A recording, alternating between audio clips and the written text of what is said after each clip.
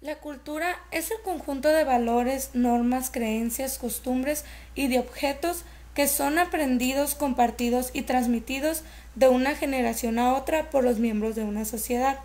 Por tanto, es un factor que determina, regula y modela la conducta humana.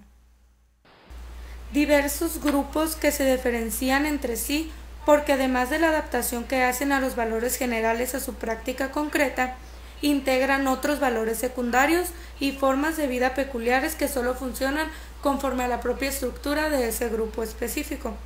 La subcultura es importante para el individuo porque tiende a darle una identidad discernible en el conjunto de la sociedad. En los grupos contraculturales existe una diferencia básica que denota dos tipos de asociaciones diferentes.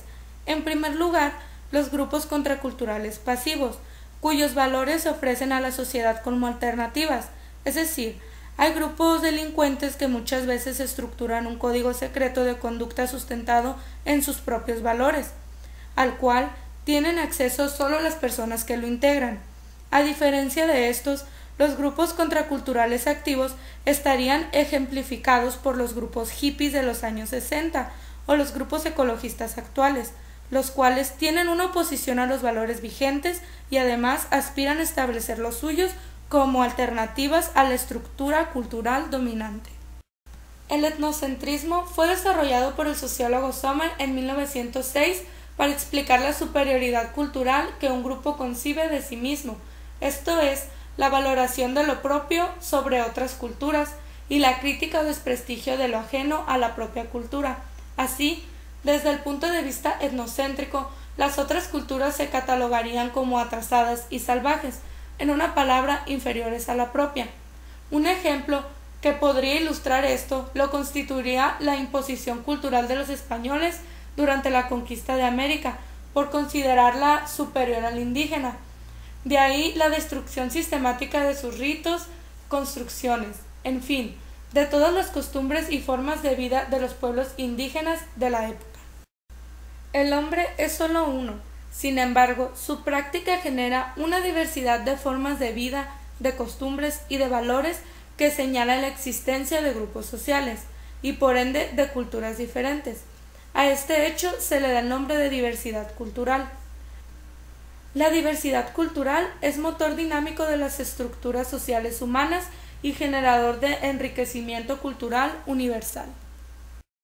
Es la adaptación que un grupo o individuo hace de los rasgos o patrones de otra cultura al contacto con ella. El proceso de aculturización puede motivarse según varias fuentes.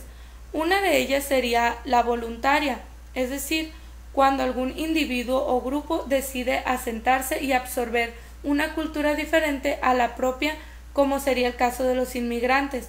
Otra fuente sería cuando una cultura impone a otra sus valores, normas de vida, etc., representada por las guerras de conquista y el proceso de colonización.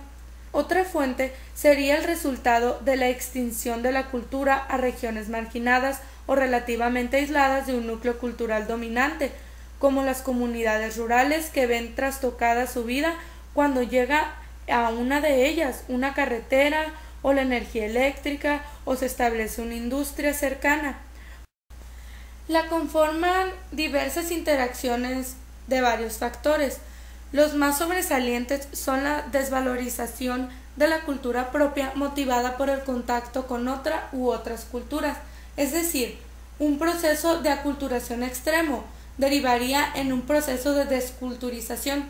Otro factor lo constituiría la masificación de la sociedad actual, que al traer consigo el anonimato de las acciones, así como el establecimiento de patrones de relación estandarizados actual, en determinado del simbolismo, la falta de registro de los valores fundamentales y tradiciones culturales podrían ser otro de los elementos que diluyen la cultura.